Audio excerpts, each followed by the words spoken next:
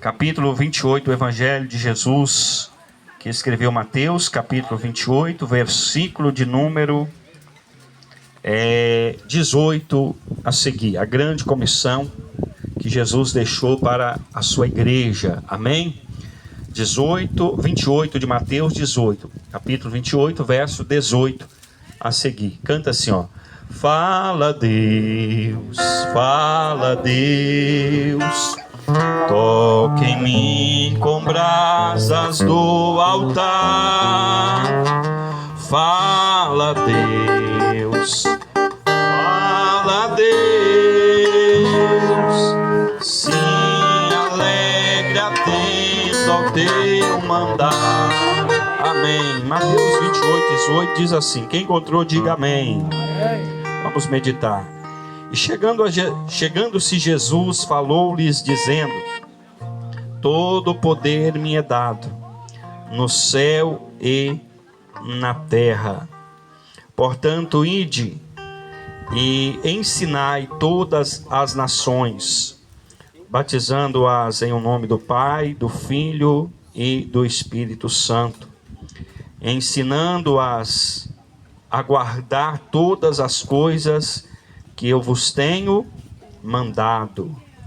E eis que eu estou convosco todos os dias, até a consumação dos séculos. Amém. Irmãos, nós estamos aqui diante de uma palavra a qual é bem conhecida, de toda a igreja. E esse texto fala da grande comissão que Cristo deixou aos seus discípulos e a sua igreja, a qual nós também fazemos parte. Quem faz parte da igreja de Cristo, diga glória a Deus. Então esta missão ou esta comissão não foi dada apenas para os apóstolos, discípulos, não foi dada apenas para a igreja primitiva, a igreja daquela época, mas esta missão ela se estende à igreja dos dias atuais. E eu creio que a realização desse batismo aqui hoje, ela poderíamos dizer, o resultado daquilo que a igreja tem feito em obediência à ordem que Cristo deixou, de ir pregar o evangelho, anunciar a palavra, as boas novas de Jesus, ensinar, eles guardar, ou seja, as pessoas guardar aquilo que Cristo nos ensinou. Nós estamos aqui hoje diante, eu poderia dizer, de um dos momentos mais especiais da caminhada cristã, porque na realidade o batismo, irmãos, ele é um ato de obediência. O batismo em si não salva, Não é o batismo em si que salva, mas o que salva é a obediência a Deus. É a nossa fé em Cristo Jesus, a qual nós demonstramos num dia como esse, através do batismo também, uma confissão pública de fé e também do compromisso que nós estamos fazendo de ser fiel ao Senhor e de guardar tudo aquilo que Ele tem nos ensinado. Todos nós sabemos que nós estamos vivendo os últimos dias, Nós sabemos que a palavra de Deus, ela tem se cumprido, irmãos, em tudo. Nós sabemos que pode passar os céus e a terra, mas a palavra do Senhor não passará. A palavra de Deus, ela não falha e ela não passa, mas toda a palavra, ela tem se cumprido. E nós estamos vivendo o cumprimento da palavra e também poderíamos dizer que pelos sinais, nós estamos vivendo o tempo do fim. E nesse tempo do fim, nós temos vivido, como o apóstolo Paulo disse a Timóteo, tempos difíceis. Dias difíceis, trabalhosos, de muita apostasia, de muita heresia, de muita mentira, de muito engano. E a gente percebe que a igreja, ela vai muitas das vezes aos poucos, perdendo a essência, perdendo princípios, perdendo às vezes até algo que muitas das vezes hoje é desvalorizado, desprezado, que é os bons costumes, né? Principalmente nos dias de hoje, quando se fala sobre costume, as pessoas dizem, não, isso não é bíblico, isso é costume, e enfim, né, não tem base bíblica, e nós sabemos que o tempo do fim está aí, a apostasia está aí, infelizmente o esfriamento espiritual está aí, mas nesta manhã, nós estamos aqui diante de irmãos e irmãs, homens e mulheres que tomaram, eu diria, a melhor decisão da sua vida. Aleluia. A decisão mais importante da sua vida, que é, né, a decisão de aceitar a Cristo como Senhor da tua vida. Aleluia. Aceitar a Cristo como Salvador da tua alma, porque não há salvação fora de Cristo. O único caminho que conduz o homem à salvação, que conduz o homem ao céu,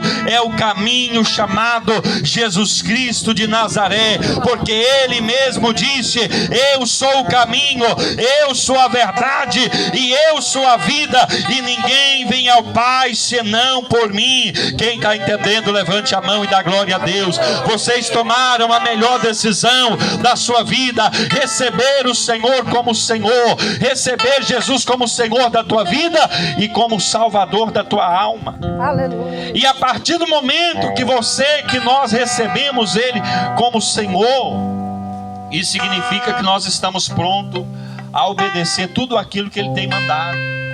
Como Ele mesmo diz, vocês vão ensinar tudo aquilo que eu vos tenho ensinado, vocês vão passar para frente, né? Vocês vão ensinar eles a guardar todos os mandamentos.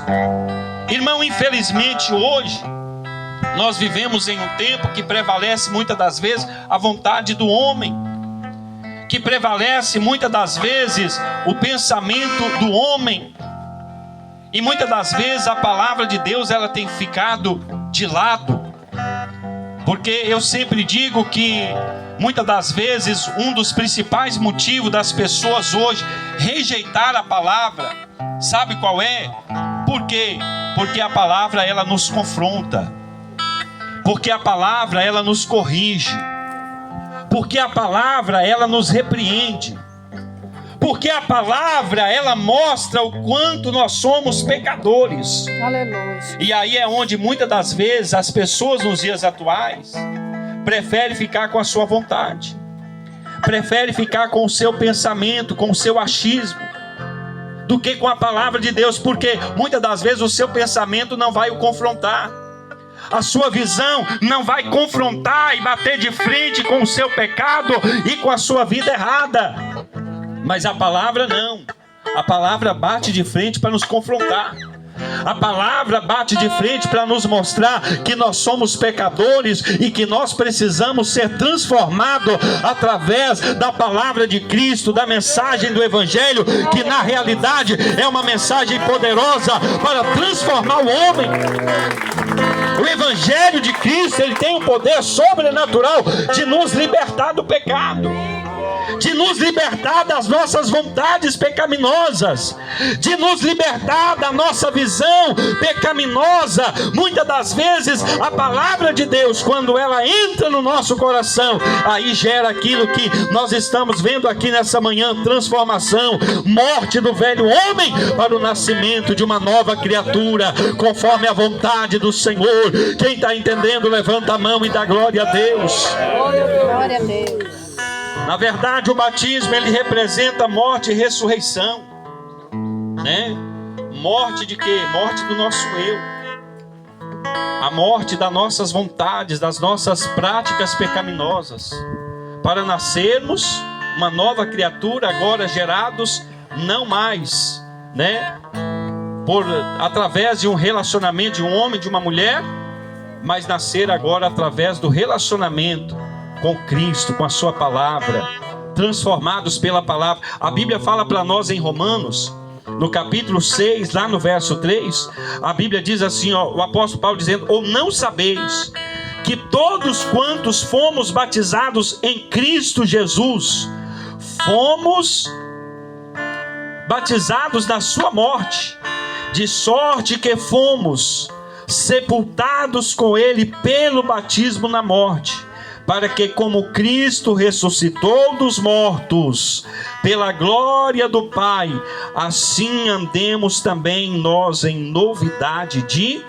vida. Veja bem que o batismo representa morte e ressurreição. Como a própria Bíblia diz aqui, a morte, né? Ou seja, da nossa natureza humana, das práticas pecaminosas, e a morte do nosso eu, porque o próprio Jesus, pregando o Evangelho, ele disse assim: se alguém quer vir após mim, faça o quê? Primeira coisa, negue-se a si mesmo. O nosso maior problema está aqui, no negar a si mesmo. Porque negar a nós mesmos dói na nossa carne. Negar a nós mesmos vai exigir, muitas das vezes, renunciarmos àquilo que a nossa carne deseja, que a nossa vontade humana deseja, para viver agora o que? A vontade de Cristo. Para viver agora em novidade de vida, como o apóstolo Paulo diz. Uma nova vida em Cristo, ou seja, o velho homem foi morto, foi sepultado, e agora renasceu, ressurgiu um novo homem, uma nova mulher, com novas práticas. Práticas agora não mais dirigidas pelas suas próprias vontades, mas pelo Espírito Santo de Deus que nos guia, pelo Espírito Santo de Deus que nos conduz, pelo Espírito Santo de Deus que nos mostra o caminho. E qual é o caminho que o Espírito Santo de Deus nos mostra? O caminho da pureza, o caminho da santidade, o caminho da renúncia, o caminho da obediência, o caminho da santificação, a qual sem ela ninguém verá o Senhor. Quem está entendendo, diga glória a Deus.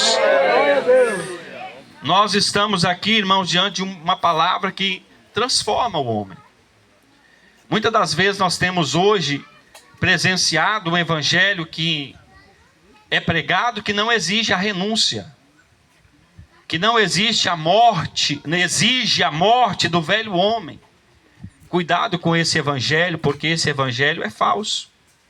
Cuidado com esse evangelho, porque esse evangelho não é o evangelho verdadeiro de Cristo. O evangelho que diz que você pode continuar nas mesmas práticas, na mesma situação que o velho homem vivia. Roubava, continua roubando; matava, continua matando; adulterava, continua adulterando; fornicava, continua fornicando, né?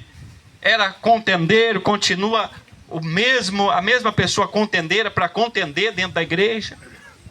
Esse não é o evangelho de Cristo.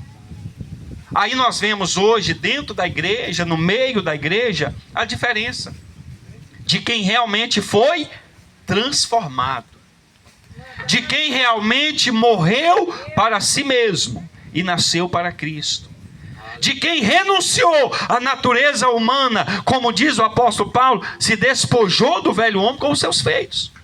Roubava, não rouba mais; matava, não mata mais; mentia, não mente mais. Era contendeiro, agora é uma benção. Vivia fofocando a vida dos outros. Hoje, para falar uma coisa, ele pensa antes de abrir a boca. Isso é a transformação que Jesus faz, né? A palavra de Deus, ela muda o caráter do homem. Aleluia. Tem pessoas que eram perdidas, irmãos. Era perdido. Como se diz, não valia um ovo choco, né? E aí o evangelho foi lá e fez o quê? Entrou no coração dele. Entrou no coração dela. Por isso que tem gente que olha e fala assim: mas isso é aquele homem, aquela mulher? Aí você vai dizer: não é mais. Aquele velho homem foi morto. Depois de morto ele foi sepultado. Mas só que ele não ficou morto. Jesus fez ele ressurgir. Aleluia, Senhor. Mas ele ressuscitou como? Com outra natureza. Você está entendendo? Com um caráter transformado. É nova criatura. Não rouba mais, não mente mais. Agora ele é fiel dentro do seu casamento, seu relacionamento. Ele foi transformado. Mas como pode ele ter sido transformado? Jesus entrou no coração dele. A palavra entrou no coração dele. O evangelho poderoso entrou no coração dele. E ele foi transformado por Cristo, pela palavra de Deus. Quem foi transformado aí levanta a mão e dá um brado de glória a Deus. Irmãos, nós precisamos matar o nosso eu. Olha bem que a Bíblia diz lá em Colossenses 2:12, que diz assim, ó, sepultados com ele no batismo, fala da morte de Cristo. Nele também ressuscitastes pela fé no poder de Deus, que o ressuscitou dentre os mortos. Lá no verso 13 diz: e quando vós estáveis mortos nos pecados e na incircuncisão da vossa carne, vos vivificou juntamente com ele, perdoando-vos todas as vossas ofensas. Qual era a nossa condição? Para você, irmão, irmã, que está aqui hoje, daqui a pouco vai descer as águas, vai ser batizado, sepultado, velho. Qual era a tua condição antes de conhecer a Cristo? Qual era a tua condição antes de você ouvir aquela palavra que, quando entrou, você falou, não, está acontecendo algo diferente em mim? Eu falando isso, eu fico impressionado, porque é algo tão glorioso a palavra de Deus, irmãos. Porque a palavra de Deus, quando entra no nosso coração, ela mostra o quanto nós somos miseráveis. Ela mostra o quanto nós estávamos condenados. A nossa condição, antes de receber a Cristo, antes de aceitar a Cristo, antes de deixar a palavra entrar, porque a palavra tem sido pregada, tem sido anunciada, a igreja tem anunciado, mas quantas pessoas fecham a porta para a palavra? Quantas pessoas endurecem o coração para não ouvir a palavra? Mas quando nós abrimos, essa palavra entrou. Aí você viu a condição, eu estava morto no pecado. A nossa condição era esta, mortos em nossos próprios pecados. Como se diz, mortos com nosso próprio veneno, né? Coberto de trevas. A Bíblia diz que vivíamos, né, para os nossos próprios desejos, as nossas próprias concupiscências. Essa era a nossa condição. Mas a partir do momento que nós recebemos a Cristo, nós fomos perdoados por Ele. Além de perdoado, Ele nos purificou de toda a iniquidade, de todo o pecado, e nos fez o quê? Participantes da sua glória, nos fez filhos seu e herdeiro da sua promessa. É motivo de nos alegrarmos, meus irmãos. Por quê? Porque o Evangelho de Cristo entrou em nós, e Ele gerou em nós uma vida nova, uma vida transformada, uma vida regenerada. Quem foi transformado aí levanta a mão e dá glória a Deus. Quem já foi purificado pelo sangue do Cordeiro, levanta a tua mão e glorifica a Deus por isso. Você já foi lavado, você já foi purificado, você já foi transformado. Então glorifica a Deus por isso. Aleluia. Irmãos, o batismo, na verdade, ele não é apenas um ritual, um rito, mas sim um chamado para uma vida nova em Cristo. E para nós vivermos como Paulo disse aqui em Colossenses, em novidade de vida. Quem já tem vivido aí em novidade de vida, diga glória a Deus. Veja o que diz 2 Coríntios 5,17. Portanto, se já ressuscitaste com Cristo, nova criatura, as coisas velhas e tudo se fez novo. É isso que acontece. Alguém vai dizer para você assim, não, vem como está e continua como está. Você fala assim, não é esse o evangelho que eu quero para mim. Tem uma história de um pastor que o irmão aceitou Jesus na igreja dele. Aí o irmão chegou todo perturbado, bagunçado, tribulado. Aí o irmão, no final do culto, o pregador pregou aquela palavra forte, sabe, que entrou e penetrou no coração do cabra, e o cabra se desmanchou todo. Deu a hora do apelo, ele foi na frente, correndo e chorando, com a mão levantada e dizendo: eu quero aceitar Jesus. Aí o pastor viu que ele era bem perturbado, né? Vou tentar segurar ele. Abraçou ele e falou: rapaz, Deus abençoe, seja bem-vindo. Faz o seguinte, fica tranquilo. Você pode continuar com a mesma roupa, pode continuar do jeito que você está e tal, que assim, devagarzinho Deus vai fazendo a obra e tal. Talvez a intenção do pastor não foi ruim, né? Aí aquele irmão virou para ele e falou: não, pastor, eu não estou aceitando Jesus para continuar do mesmo jeito que eu estou. Se for para aceitar e continuar do mesmo jeito, das mesmas práticas, eu entrei na porta errada. Porque eu quero uma palavra que transforma, eu quero ter a minha vida transformada. Então nós estamos com esse negócio hoje, irmão, não, vem como está e continua como está, mas isso não é verdadeiro. Vem como está, todo torto. Chega na presença de Deus, Ele conserta tudo. Ele muda tudo. Aleluia, Ele muda caráter, Ele transforma pensamento, Ele muda totalmente em tudo. A sua atitude não será mais a mesma, teu pensamento não será mais o mesmo, a tua visão não será mais a mesma. Por quê? Porque você foi transformado pela palavra. Quem está entendendo, levanta a mão e dá glória a Deus. Cuidado com esse negócio de vem como está e continua como está. Nada disso. Por quê? Porque o céu é para quem foi transformado. O céu é para quem foi purificado. Não é para quem é perfeito. Não confunda as coisas. O céu não é para os perfeitos, porque se fosse, eu acho que nenhum de nós chegaria lá. E não vamos chegar lá também pelas nossas obras. Rapaz, mas eu sou crente demais. Cuidado também, porque tudo em excesso é perigoso. Sou crente demais, aí começa a desprezar os outros irmãos, né? Tem que ter cuidado também com isso. Quem está me entendendo aí? Seja um crente, né? Equilibrado. Seja um crente controlado. Está entendendo, irmão? Porque também tem aqueles que acham que só eles é. Você já viu crente assim? Despreza todo mundo? Quem vai para o céu é só eu. Né? Não. Nós temos que andar de acordo com a palavra. Viver em santidade e em novidade de vida, mas sabendo que nós só vamos chegar no céu pela graça, não é pelas obras. Até para, como diz a palavra, para que ninguém se glorie. Já pensou? Não, sempre será a graça.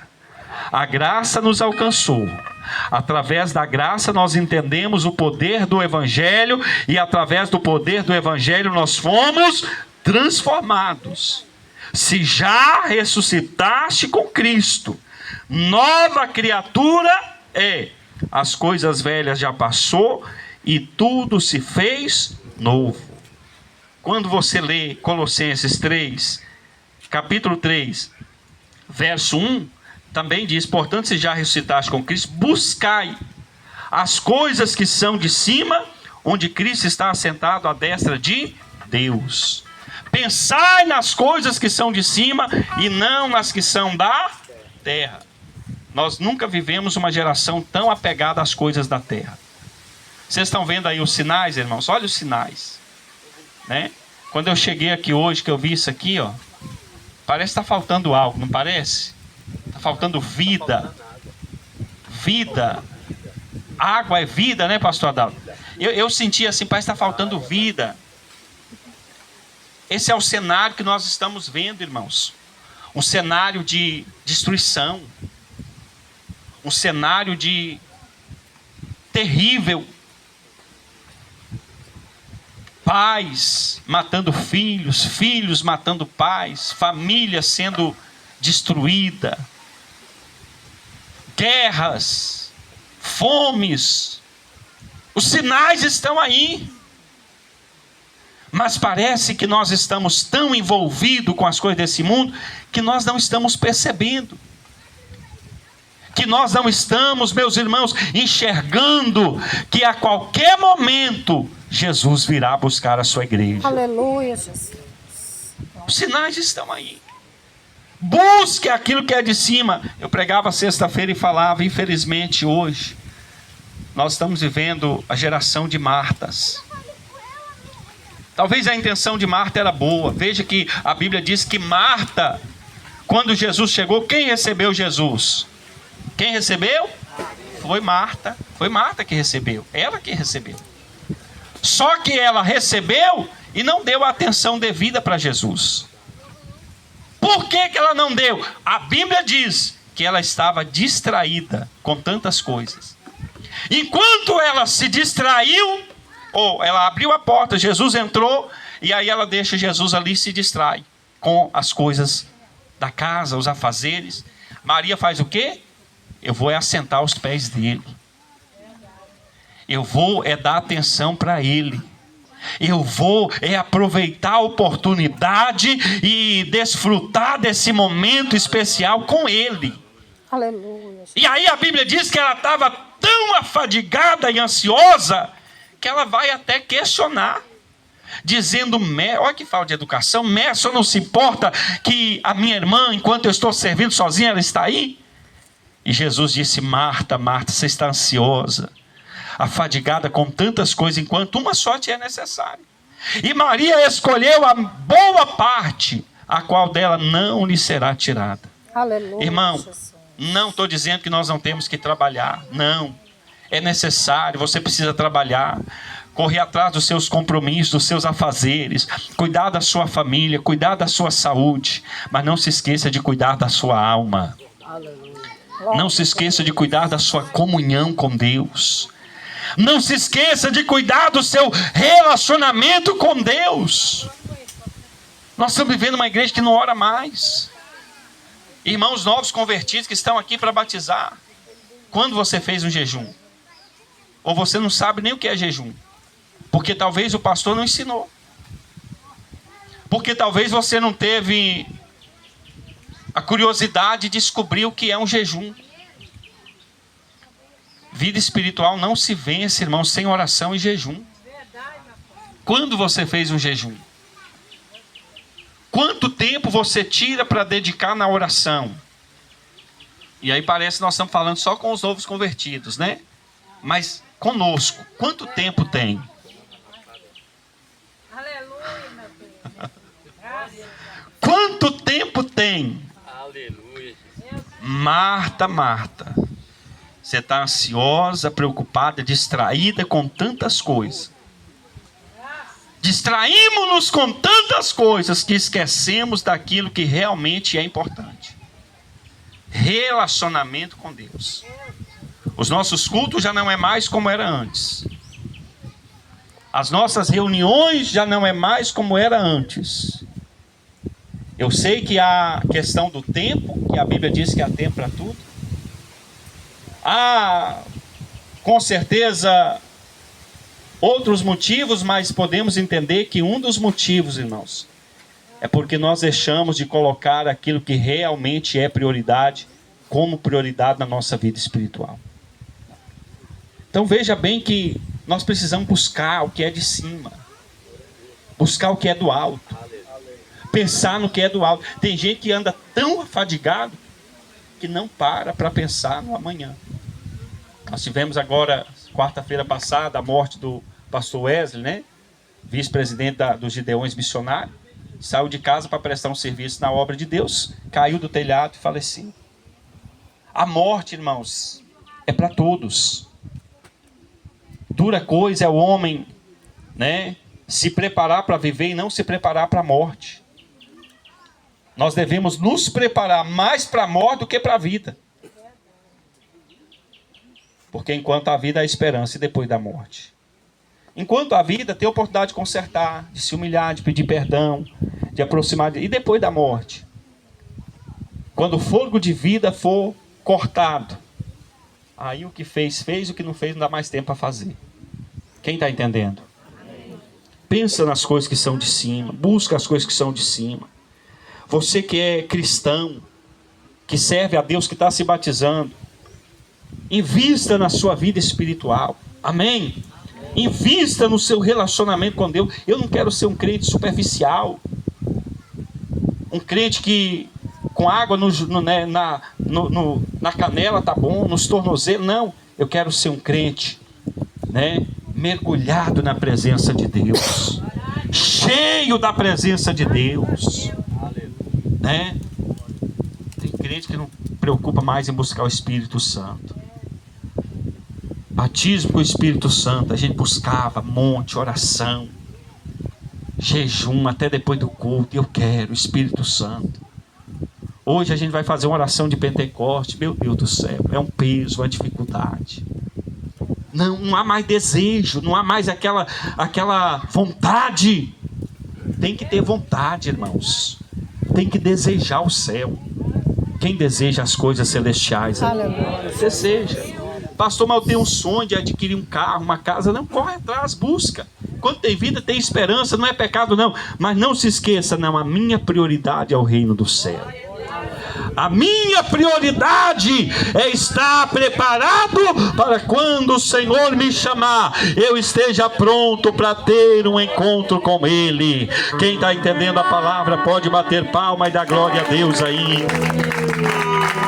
O apóstolo Paulo diz, irmão, já estou crucificado com Cristo e vivo não mais eu, mas Cristo vive em mim. E a vida que agora vivo na carne, vivo-a na fé do Filho de Deus, o qual me amou e se entregou a si mesmo por mim.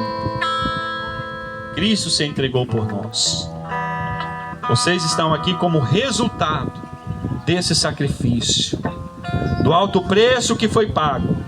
Por quem? Por mim? Não, por Jesus. Ele pagou o preço. Ele assumiu a dívida.